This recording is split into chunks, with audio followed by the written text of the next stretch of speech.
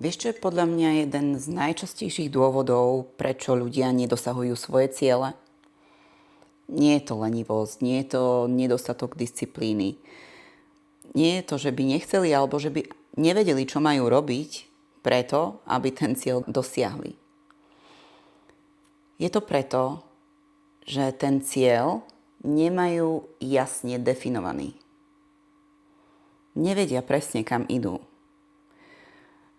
Často, keď sa opýtam na to, čo je tvojim cieľom, dostanem odpoveď. Chcem schudnúť. Chcem vyzerať dobre. Chcem ísť na súťaž. Chcem vyhrať súťaž. Chcem začať podnikať. Chcem zarábať viac peňazí. Chcem partnera. No, to je všetko pekné, lenže vy nemáte definované, prečo to chcete.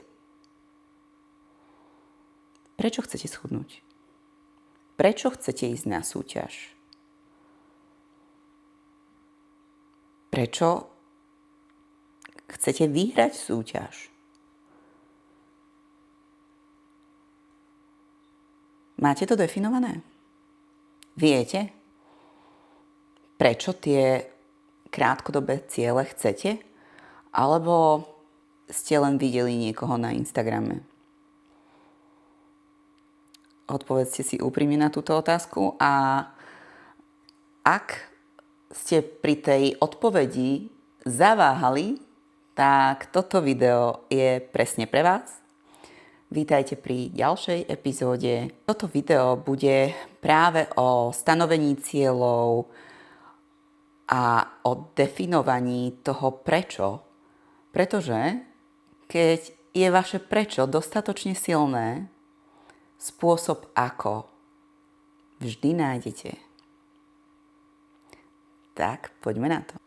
Volám sa Radka Sombatová a pomáham ženám meniť identitu cez fitness. Fitness používame ako ten najzákladnejší nástroj na zmenu identity žien, pretože nám pomáha budovať si disciplínu, konzistenciu, sebavedomie a to potom vieme použiť v bežnom živote, v dosahovaní svojich cieľov, či už v biznise, vo vzťahoch, jednoducho vo všetkom.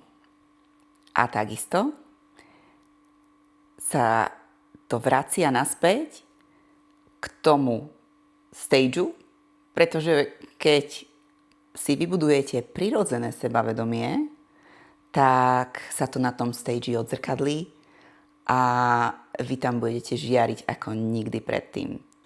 Touto cestou som si prešla samozrejme sama, súťažila som 11 rokov a všetko, čo vám tu rozprávam, sú moje skúsenosti, určite aj nejaké vedomosti, ale naozaj to mám všetko vyskúšané, či už na mne alebo v svojich klientkách. Prešlo mi rukami tisícky žien a možno stovky pretekárok. Mnohé z nich majú velikánske úspechy a to nie len na stage, ale aj v živote. Poďme späť k téme. Ako si teda stanoviť cieľ tak, aby to naše prečo bolo dostatočne silné na to, aby sme vždy našli spôsob ako. Aby sme už nikdy nestrácali motiváciu, aby sme už nikdy nespochybňovali sami seba a ten náš cieľ. Čiže, prvá vec. Predstavte si život, aký chcete mať o 3, 5, 10 rokov. Záleží na vás, ako ďaleko viete v tých svojich predstavách, v tých vizualizáciách ísť. Predstavte si každý detail. Kde chcete žiť? V ktorej krajine? V akom dome, byte? Ako chcete, aby vyzeral ten váš dom, váš domov? Presne detaily. Všetko. Na akom chcete jazdiť v aute? Akého partnera chcete mať pri sebe? Akých ľudí chcete mať pri sebe? Akých chcete mať kamarátov? akú chcete mať rodinu, koľko detí chcete mať. Ja už teda nechcem žiadne. Už ich mám dosť. Akú prácu chcete mať? Čím sa chcete živiť? Chcete pracovať niekde v office od 8 do 4 alebo od 9 do 5? Alebo chcete podnikať? Chcete pracovať online? Alebo chcete sedieť v kancelárii? Toto všetko si treba predstaviť úplne do detailov. A potom si dávať tie krátkodobé ciele, ktoré ma privedú k tomu môjmu dlhodobému cieľu, k tomu vysnívanému životu, pretože to chce každý. Každý chce niečo, mať nejaký život. A vy si musíte stanoviť, ako ten život má vyzerať. Inak, proste keď neviete, kam idete, ako sa tam chcete dostať. Veď keď niekde idete a nepoznáte tú cestu, no tak si to dáte do Google Maps a ten Google Maps vás tam privedie. No ale predstavte si, že vy neviete, čo tam idete zadať. Priveď ma niekde. No, tak to by som chcela vidieť, že kde vás tá navigácia privedie. Áno. A takto isto to funguje aj s vašim životom. A s vesmírom ja verím na tie veci, že vesmír vám dá to, čo chcete a tak ďalej. Lenže vy musíte vedieť, čo chcete. Vy sa často sťažujete. No, proste vesmír ide proti mne. Prečo sa mi toto deje? Čo má on chudák robiť? Keď vy neviete, čo chcete. Keď vy každý deň chcete niečo iné, pretože ste niekde niečo videli. Tam som videla na Instagrame, že tá schudla, tak chcem schudnúť aj ja. Ježiš, tá vyhrala súťaž, aká bola pekná. Ja chcem byť taká pekná.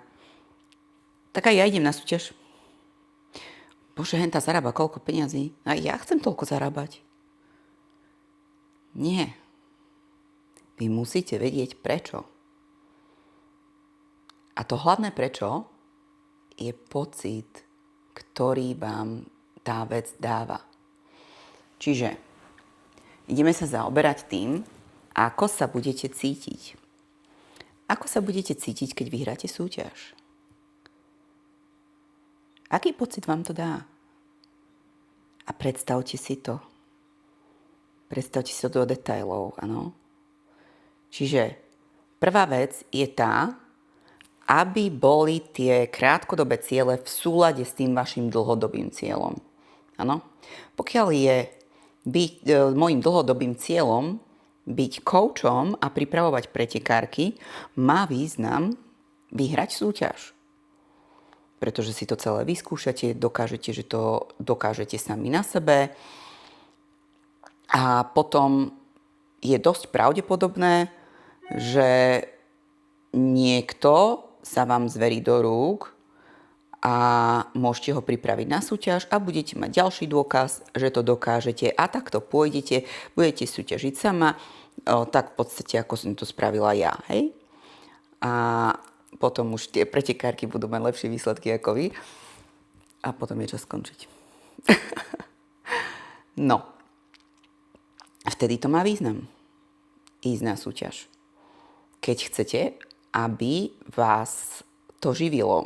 Vy tam môžete vidieť aj iný, samozrejme, význam, ale zadajte si ho. Áno, ja neviem, máte problém, teraz mi napadlo, môžete mať problém vystupovať pred ľuďmi.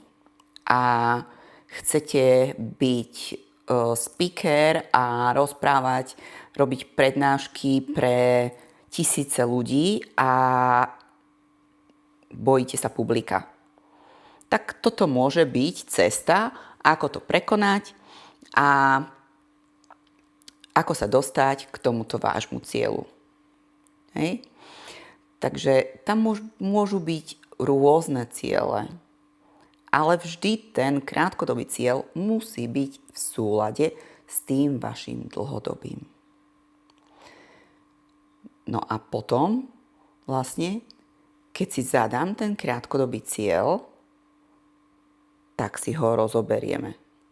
Čiže prvá vec je tá, aký pocit budem mať, keď to dosiahnem.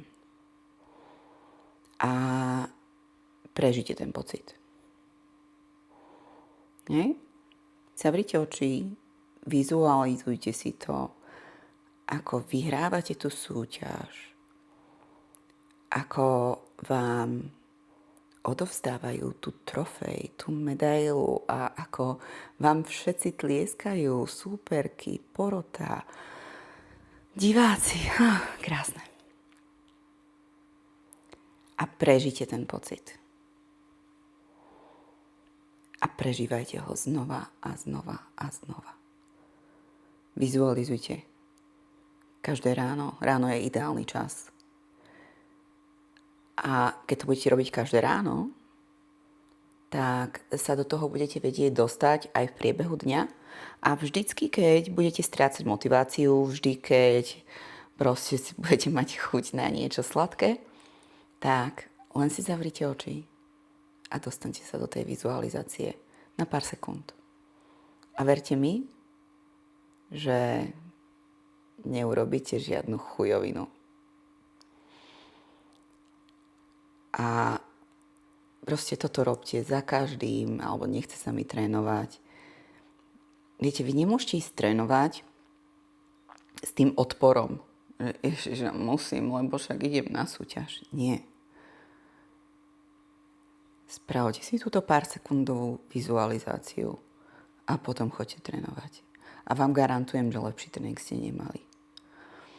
No a toto je spôsob, akým dosiahnem ten svoj krátkodobý cieľ. Hej?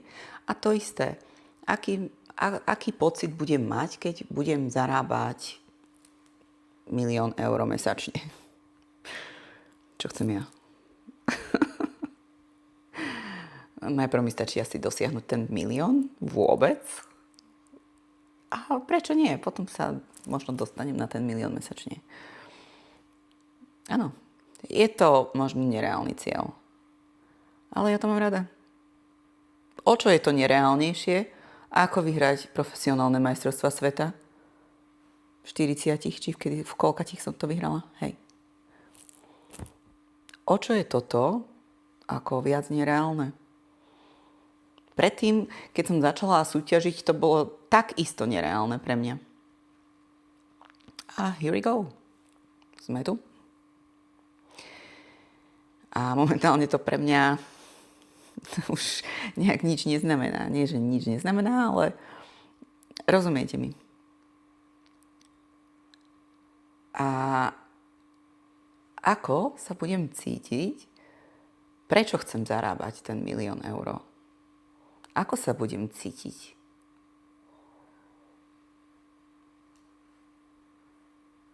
Musím si to zadať.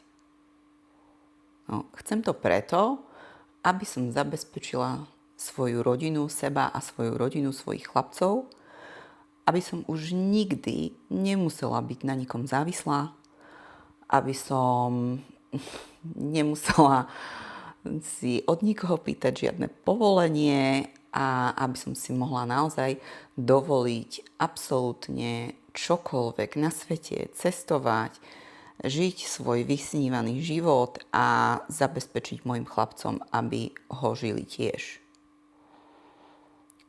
A nechať tu niečo po sebe. Chcem proste vec, ktorú riešim momentálne, ktorú budujem, o ktorej sa dozviete veľmi, veľmi skoro. Už sa na to teším. Viem, že bude veľká. Bude to stáť neskutočne veľa úsilia a zo začiatku mi to zarábať peniaze určite nebude. Skôr tam budem investovať peniaze, ale ja to proste viem, že to inak nejde. A ja tu chcem niečo po sebe nechať a toto bude vec, ktorá tu po mne ostane a ktorá bude možno živiť niekoľko mojich generácií po mne. A s týmto pocitom ja chcem žiť a odísť z tohto sveta. Alebo prečo chcem byť chudá? Áno, chcem byť chudá. Ale prečo? Musím si to stanoviť prečo. Lebo inak nedodržím žiadnu dietu, keď som zvyknutá, že tú dietu držím len preto, že idem na súťaž a teraz už na tú súťaž nejdem, tak si musím určiť iný cieľ. Čo je tým cieľom? Mám 43 rokov. No tak čo asi bude tým cieľom? Zostať čo najdlhšie mladá, alebo teda starnúť do krásy. Proste rozumieme si? Byť čo najdlhšie výkonná, mať svalstvo, aby som nemala pohybové problémy, aby som vyzerala dobre, aby som mala peknú pleť, peknú tvár, peknú kožu na tele. Toto všetko sú moje ciele. Čiže už keď mám napríklad takýto cieľ, už to súťaženie s tým dokopy moc nejde, pretože to odvodňovanie a priberanie, chudnutie nie je moc dobré na to, hej, na tú pokožku a tak. Čiže na toto je najlepšie si udržať sa v tej jednej veľkosti už do konca života, keď chcem, aby tá koža držala pokope. Takže toto je môjim cieľom. Preto to nechcem pribrať. Preto to chcem držať tú štíhlu postavu. No a aj preto, že viem, že ľudia vo forme majú väčší rešpekt v spoločnosti. A keďže ja sa chystám byť o niekoľko levelov vyššie, ako som teraz, je jasné, že budem komunikovať s úplne inými ľuďmi. So silnými ľuďmi. S bohatými ľuďmi. S úspešnými ľuďmi. A ja, ako žena, musím vyzerať dobre. A nestačí mi mať len peknú tvár.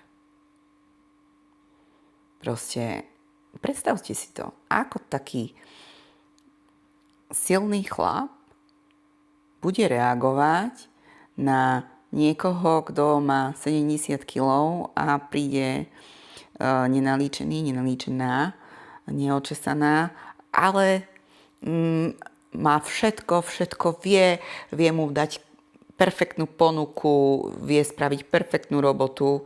No a na druhej strane príde žena s tými istými skills, alebo možno menej, možno aj menšími, ale príde krásne upravená, krásna štíhla postava. Ktorú si vyberie? Myslím na biznis. Ja si myslím, že tá odpoveď je jasná a aspoň teda v mojej hlave je jasná a teda toto je to, čo mňa motivuje mať tú disciplínu, byť konzistentná v tom cvičení, jedení a tak ďalej. Ďalšia vec, že potrebujem mať energiu. Energiu na ten biznis. A tú energiu viem, že získam z tej kvalitnej stravy a tú energiu viem, že získam tým pohybom. A samozrejme odpočinkom a tak na tom pracujem. O tom sa teraz nebavme. To je moja najslabšia stránka momentálne, oddychovať. Pretože robím non-stop a neviem vypnúť. Ale to príde, keď ma vypne. Dobre, takže toto by bolo asi tak zhrnutie tejto témy. Pokiaľ máte nejaké otázky alebo nápady na ďalšie časti mojej ďalšej epizódy, lebo už sú to epizódy, už sa cítim ako veľký youtuber.